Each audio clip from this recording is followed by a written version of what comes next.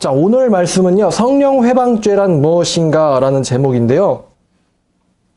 이 성령회방죄, 개역개정판에서는 성령모독죄인데, 이 성령모독죄, 회방죄 이런 단어를 여러분들이 언제 많이 들으시냐면 이단들과 맞서 싸울 때 많이 들으세요.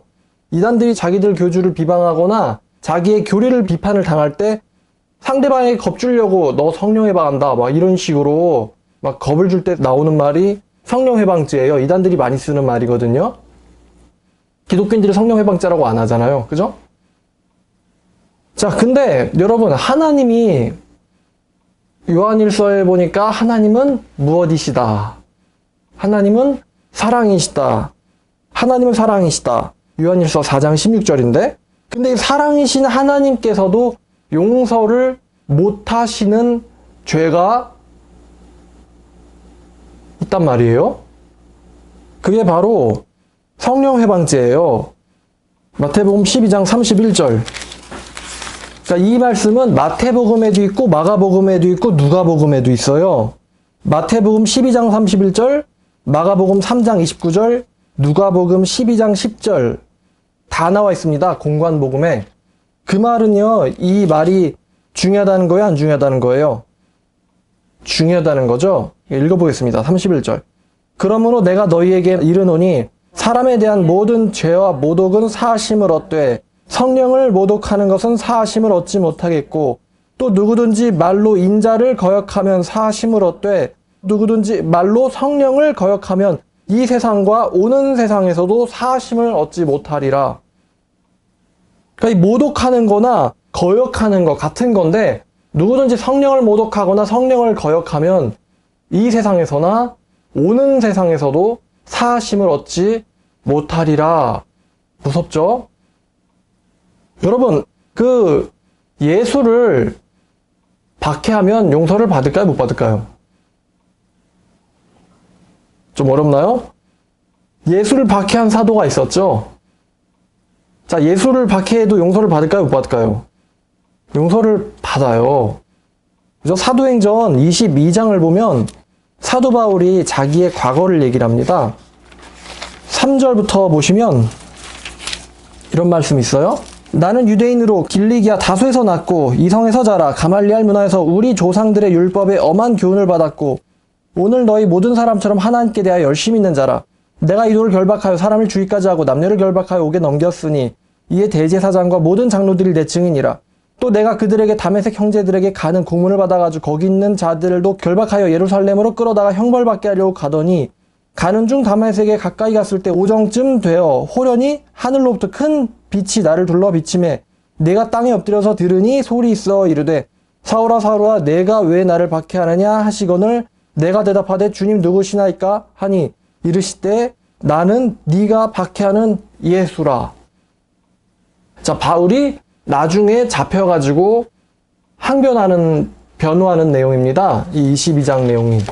그러니까 바울이 지금 무슨 얘기하냐면 나도 너네들처럼 굉장히 율법에 대해서 열심히 있었고 어느 정도냐면은 이 나사렛 이 돌을 이단이라고 생각해가지고 결박하여 죽이기까지 열심히 했다는 거예요. 또 26장 6절부터 봐도 이제도 여기 서서 신문 받는 것은 하나님이 우리 조상에게 약속하신 것을 바라는 까닭이니 이 약속은 우리 12지파가 밤낮으로 간절히 하나님을 받들어 섬김으로 얻기를 바라는 바인데 아그리빠 왕이여 이 소망으로 말미암아 내가 유대인들에게 고소를 당하는 것이니이다. 그러니까 니들 소망인데 내가 고소를 당한다. 당신들은 하나님이 죽은 사람을 살리심을 어찌하여 못 믿을 것으로 여기시나이까. 나도 나사렛 예수의 이름을 대적하여 많은 일을 행하여 될 줄로 스스로 생각하고 예루살렘에서 이런 일을 행하여 대제사장들에게 권한을 받아가지고 많은 성도를 옥에 가두며 또 죽일 때에 내가 찬성 투표를 하였고 또 모든 회당에서 여러 번 형벌하여 강제로 모독하는 말을 하게 하고 그들에 대한 심히 격분하여 외국성에까지 가서 박해하였고 그 일로 대제사장들의 권한과 위임을 받고 다메섹으로 갔나이다. 왕이여 정오가 되어 길에서 보니 하늘로부터 해보다 더 밝은 빛이 나와 내 동행들을 둘러 비추는지라. 우리가 다 땅에 엎드려지며 내가 소리를 들으니 히브리 말로 이르되 사울아 사울아 내가 어찌하여 나를 박해하느냐. 가시채를 뒷발질한 이가 내게 고생이니라. 내가 대답하되 주님 누구시나이까. 주께서 이르시되 나는 네가 박해하는 예수라. 자, 사도 바울이 과거 자기 인생에서 얼마나 열심히 예수님을 박해했는지 그렇게 고백을 하고 있습니다. 근데 왜 용서를 받을 수가 있습니까? 왜 용서를 받을 수 있냐면 그게 또 성경에 나와 있어요. 디모데전서 1장에 보면요. 디모데전서 1장 11절부터 보면 이 교훈은 내게 맡기신 바 복되신 하나님의 영광의 복음을 따름이라. 나를 능하게 하신 그리스도 예수 우리 주께 내가 감사함은 나를 충성되이 여겨 내게 직분을 맡기심이니 내가 전에는 비방자요 박해자요 폭행자였으나 도리어 긍휼을 입은 것은 내가 믿지 아니할 때에 알지 못하고 행하였음이라. 우리 주의 은혜가 그리스도 예수 안에 있는 믿음과 사랑과 함께 넘치도록 풍성하였도다. 미쁘다 모든 사람이 받을 만한 이 말이요 그리스도 예수께서 죄인을 구원하려고 세상에 임하셨다 하셨도다. 죄인 중에 내가 괴순이라. 그러나 내가 긍휼을 입은 까닭은 예수 그리스도께서 내게 먼저 일체 오래 참으심을 보이사 나중에 후에 주를 믿어 영생을 얻는 자들에게 본이 되게 하려 하심이라. 그러니까 우리 하나님이 어떠한 죄들은 용서할 수 있다. 박해하는 자들까지도 용서할 수 있다 하는 겁니다. 영원하신 왕 곧 썩지 아니하고 보이지 아니하고 홀로 하나이신 하나님께 존귀와 영광이 영원 무궁하도록 있을지어다. 아멘. 자, 사도 바울이 이렇게 말합니다. 내가 용서를 받을 수 있었던 것은 바로 잘 모르고 믿지 아니었을 때 모르고 행함이라. 그러니까 하나님에 대한 순수한 열정이 있기는 있는데 뭐가 잘못됐어요? 방향이 잘못됐죠? 하나님에 대한 순수한 열정이 있긴 있는데 방향이 잘못됐어요. 그래서 사도 바울이 이 로마서 10장을 보면은 사도 바울이요 유대인들을 자기를 박해하는 유대인들을 막 밉게 보는 게 아니라 불쌍하게 봅니다. 로마서 10장 1절 3절까지 보시면 형제들아 내 마음에 원하는 바와 하나님께 구하는 바는 이스라엘을 위함이니 곧 그들로 구원을 받게 함이라. 내가 증언하노니 그들이 하나님에 대해 뭐가 있어요? 열심히 있는데 올바른 지식을 따른 것이 아니니라. 하나님의 의를 모르고 하나님의 자비를 모르고 하나님의 사랑을 모르고 자기들의 의를 세우려고 힘써 하나님의 의에 복종하지 아니하였느니라. 불쌍하게 보이는 거예요. 내가 증언하노니 그들에게 하나님에 대한 열심이 있다는 거예요. 하나님에 대한 열심.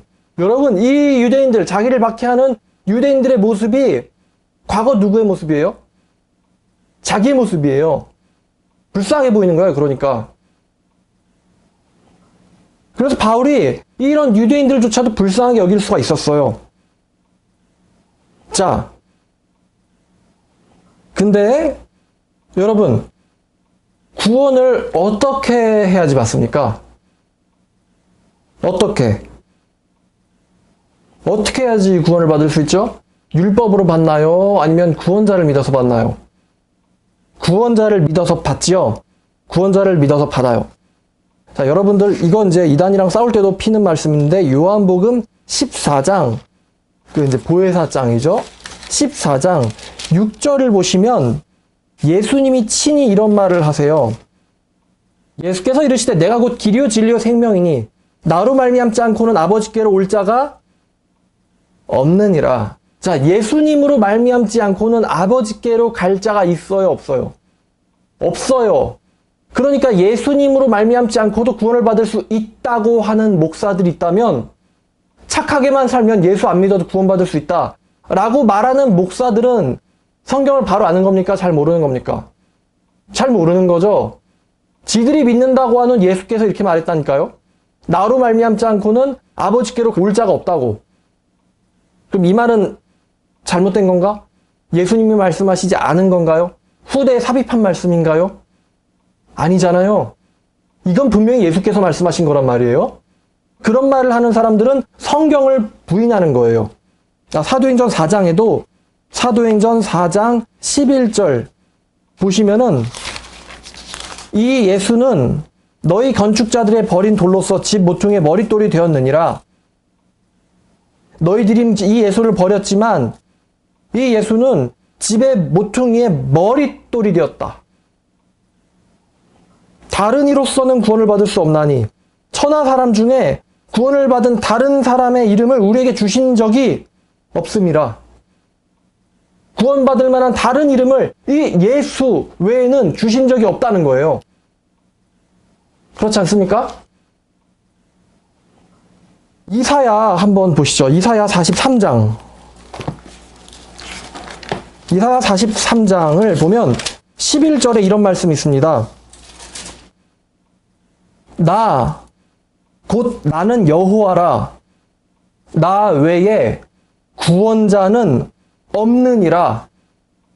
나 여호와 외에 구원자가 없느니라. 자, 근데 예수께서 나로 말미암지 않고는 아버지께로 갈 자가 없다고 말했잖아요. 그러면 이 말은 뭘까요? 뭐냐? 두 가지 가능성이 있어요. 두 가지 가능성을 생각해야 되는데 그거는 하나는 성경이 틀렸거나 하나는 바로 예수 그리스도가 하나님이시거나. 이사야 48장 12절을 보면, 자, 이사야 48장 11절, 12절, 13절까지 보면 나는 나를 위하여 이를 이룰 것이라. 어찌 내 이름을 욕되게 하리요. 내 영광을 다른 자에게 주지 아니하리라. 내가 부른 이스라엘아, 내게 들으라. 나는 그니, 나는 처음이요 또 나는 마지막이라. 과연 내 손이 땅에 기초를 정하였고 내 오른손이 하늘을 폈나니 내가 그들을 부르면 그것들이 일제히 서느니라. 나는 처음이며 뭐라고요? 마지막이다. 마지막이다. 요한복음 1장 3절을 슬쩍 지나갈 건데요. 만물이 그로 말미암아 지은 바 되었으니 지은 것들이 하나도 그가 없이는 된 것이 없느니라. 히브리서 1장 2절을 슬쩍 지나갈 건데요. 이 모든 날 마지막에는 아들을 통하여 우리에게 말씀하셨으니 이 아들을 만유의 상속자로 세우시고 또 그로 말미암아 모든 세계를 지으셨느니라. 자, 그럼 마지막으로 요한계시록 1장 17절부터 볼 건데요. 내가 볼 때에 그의 발 앞에 엎드려져 죽은 자같이 되매 그가 오른손을 내게 얹고 이르시되 두려워하지 마라. 나는 처음이요 마지막이니. 자, 이거 이사야 48장 12절 말씀이죠. 여호와께서 자기를 설명할 때, 자기를 선언할 때 내가 곧 처음이며 마지막이다라고 하신 말씀을 누가 하고 계십니까? 예수께서 처음이요 마지막이니 곧 살아있는 자라. 내가 전에 죽었었노라. 볼지어다 이제 세세토록 살아있어. 사망과 음부의 열쇠를 가졌노니. 자, 그러면 유일한 구원자는 누구라고요? 하나님이신 예수 그리스도. 하나님이신 예수 그리스도. 자, 그러면 우리가 지금 여태까지 말씀을 본 바 어떻게 하면은 정말 용서를 받지 못할 죄를 지을 수가 있는가? 그건 이겁니다. 일부러 의도적으로 영적으로 속여가지고 다른 구원자, 예수 외에 다른 구원자를 믿게 해서 죽게 만들면 반드시 지옥 갑니다. 그러니까 구원자는 누구밖에 없다고요? 예수 그리스도밖에 없다고요. 근데 이 예수 그리스도 외에 다른 구원자를 믿게 만든 다음에 죽게 만들면은 반드시 지옥 갑니다. 다른 복음을 전해서요. 마태복음 10장 28절에 보면은 하나님께서 경고를 하십니다. 굉장히 무서운 경고를 하시는데 마태복음 10장 28절 몸은 죽여도 영혼은 능히 죽이지 못하는 자를 두려워하지 말고 오직 몸과 영혼을 능히 지옥에서 멸하실 수 있는 이를 두려워하라. 자, 몸은 죽여도 영혼은 능히 죽이지 못하는 것. 이 일을 아까 우리가 읽었는데 누가 했었죠? 바울이 했었어요. 몸은 죽여도 영혼은 능히 죽이지 못하는 것을 이거는 바울이 했었어요. 근데 이런 자들은 두려워하지 말고 자, 그러면 몸은 죽여도 영혼은 죽이지 못하는 것. 나를 죽일 수 있을지언정 내가 믿는 예수 그리스도를 버리게 할 수는 없다. 이거는 못할지언정. 근데 이 반대가 뭐예요? 내가 믿는 예수 그리스도를 못 믿게 방향을 바꿔버리는 거. 이런 자들은 몸은 안 죽여도 지금 뭐를 죽이는 자들이에요? 영을 죽이는 자들이에요. 영을 하나님에 의해서 멸망하게 인도하는 자들입니다. 그래서 예수가 아닌 다른 구원자를 믿게 만든 다음에 죽게 하는 거, 이것을 알면서도 의도적으로 지능적으로 이 범죄를 반복해서 저지르는 게 바로 성령 모독죄고 회방죄예요. 성령 거역죄예요. 이 성령께서 하시는 최고의 역사가 구원입니다. 방언도 아니고요, 병고침도 아니고요, 환상 기적도 아니고요. 성령께서 제일 주요하게 하시는 사역이 구원이에요. 우리의 마음에 회심이 일어날 때 그 회심 누가 일으키시는 거예요? 마음속에 성령님이 일으키시는 거예요. 그게 제일 중요한 거예요. 하나님이 병 고쳤다고 기뻐하십니까? 하나님이 방언한다고 기뻐하십니까? 근데 죄인 하나가 돌아서면 하늘에 뭐가 있어요? 잔치가 있다 그랬어요. 잃은 드라크마 하나, 잃은 어린양 하나 찾으면 나와 함께 기뻐하자. 그죠? 이 회심을 누가 일으키세요? 성령님이 일으키세요. 구원이 성령 하나님의 주요한 사역인데, 이 일을 회방하고 거역하는 거, 의도적으로 타인을 지옥 보내는 거, 이 죄는요, 절대로 용서받지 못합니다. 절대로 용서받지 못해요. 마태복음 23장을 보면 예수께서 바리새인들에게 하시는 말씀이 있는데 13절 보니까 화 있을진저 외식하는 서기관들과 바리새인들이여 너희는 천국 문을 사람들 앞에서 닫고 너희도 들어가지 않고 그죠? 들어가는 자도 못 들어가게 한다. 자, 근데 이 바리새인들이 자기들이 하나님을 거역하고 있다는 거를 잘 알았을까요? 몰랐을까요? 잘 몰랐거든요.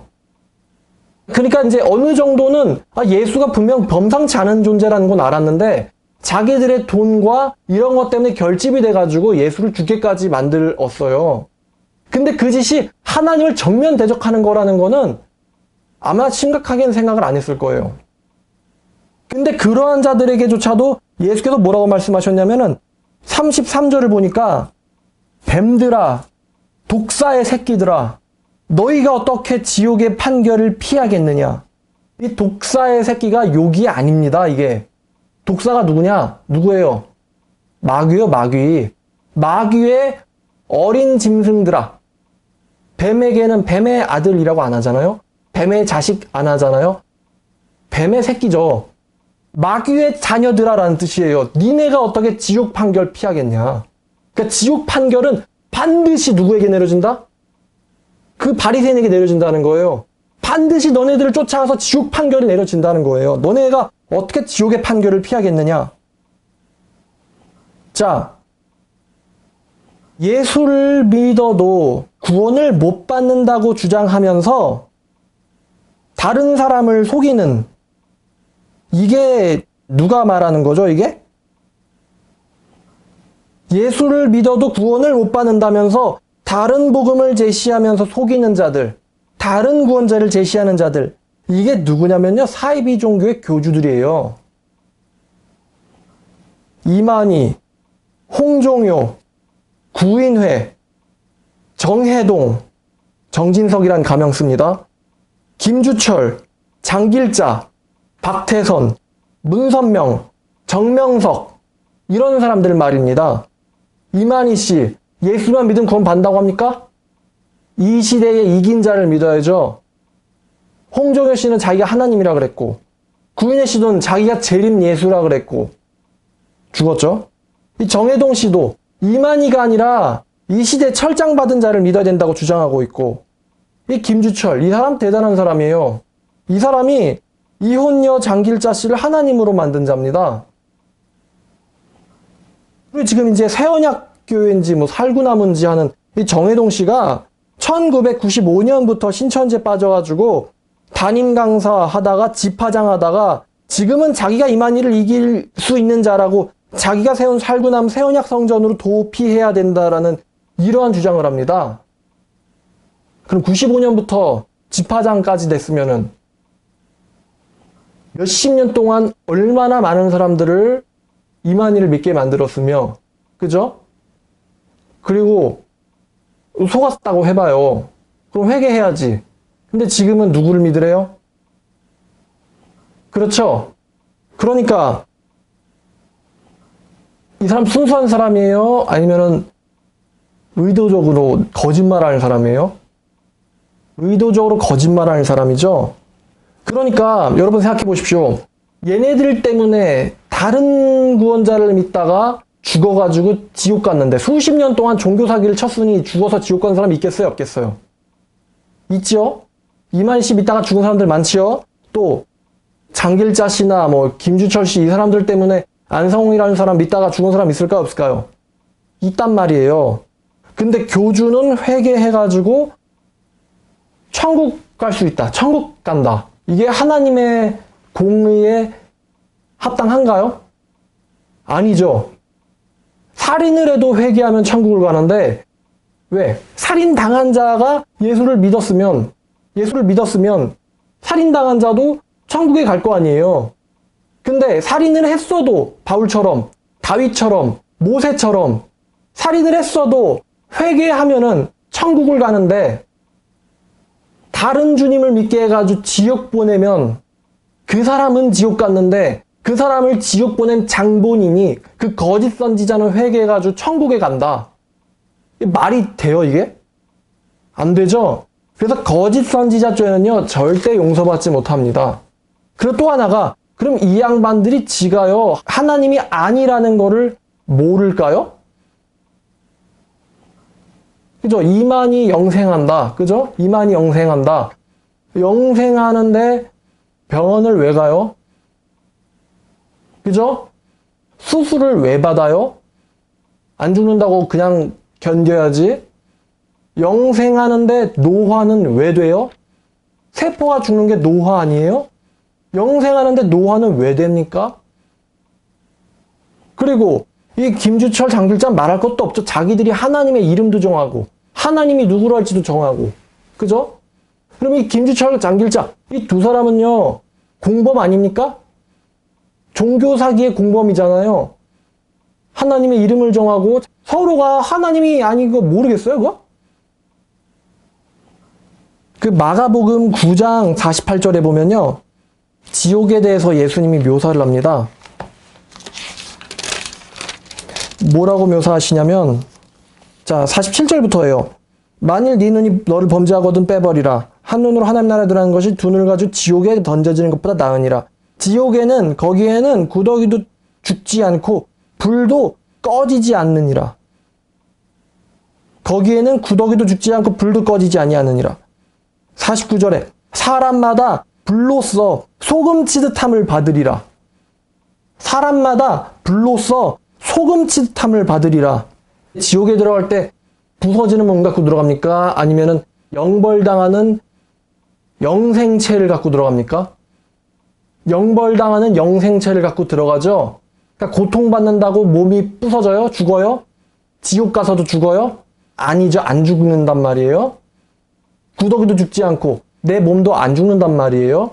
그러면 고통을 당하다 보니 이젠 여기가 좀 적응됐네. 뜨뜻해. 이렇게 되나요? 절대 아니란 말입니다.